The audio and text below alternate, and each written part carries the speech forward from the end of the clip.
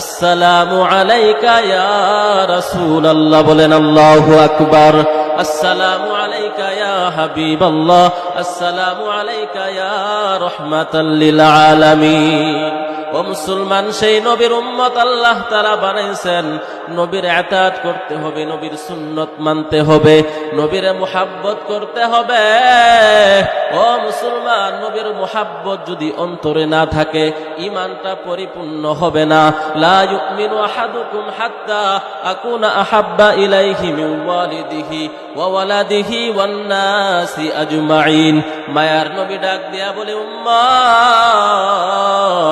আমি নবীরে যদি পরিপূর্ণ ভালোবাসতে না পারো, তোমার সন্তান, তোমার মা বাবা, তোমার সমস্ত কিছুর চাইতে আমি নবীর মুহাব্বত যদি বেশি না হয়, তাহলে তোমার ঈমান পরিপূর্ণ হবে না। তাহলে সব চাইতে ভালোবাসতে হবে কাকে? নবীকে। কেমন নবীর উম্মত আল্লাহ পাক রব্বুল আলামিন বানাইছেন।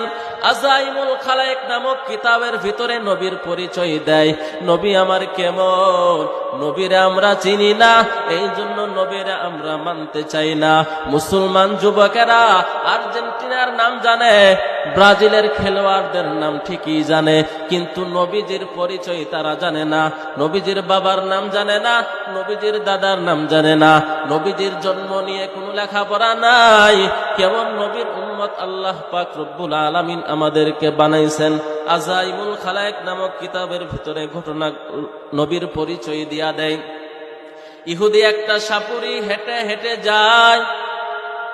হেঁটে হেঁটে যাবার পর হঠাৎ করে তাকিয়ে দেখে মায়ের নবীর চেহারা। ইহুদি ডাক দিয়া বলে, তো সুন্দর চেহারাওয়ালা মানুষ আরবে আর কোনোদিন দেখি নাই, আরবে এত সুন্দর মানুষ কোথায় থেকে আসলো? ইহুদি আবার হেঁটে হেঁটে সেই মুহাম্মদের সামনে দাঁড়ায়। দাঁড়ায় ডাক দিয়া বলে, মান আনতা, আপনি কে? নবীকে বলে, আপনি কে? নবী আমার মুস্কি হাসি দিয়া বলে, ইহুদি, আমি কে আমার পরিচয় আমি দিতে চাই না, তোমার হাতের সাপরে জিগাও, তোমার হাতের সাপ আমার পরিচয় দিয়া দিবে। বলেন সুবহানাল্লাহ।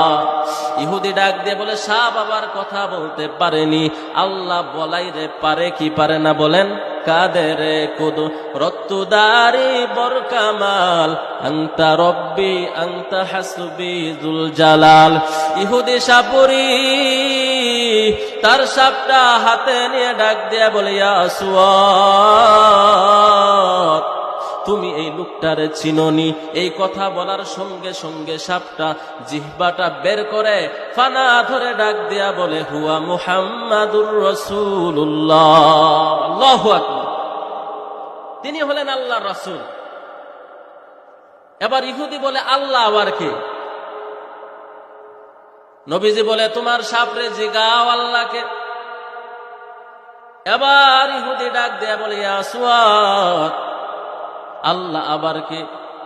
আজ জমিনে খুশকে রুয়া নদ গিয়া আসমারা বেসুতুদারক নেগা।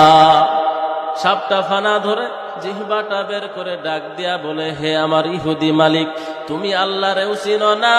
যেই জমিনে দাঁড়ায় আছো, এই শুকনা জমিন থেকে যিনি ঘাস উৎপন্ন করেন, এই শুকনা জমিন থেকে যিনি গাছ উৎপন্ন করেন, আর আসমানের দিকে তাকায়া দেখো, জমিনের উপরে আসমান খুঁটি বিহীন যিনি ঝুলায়া রাখছেন তিনি হলেন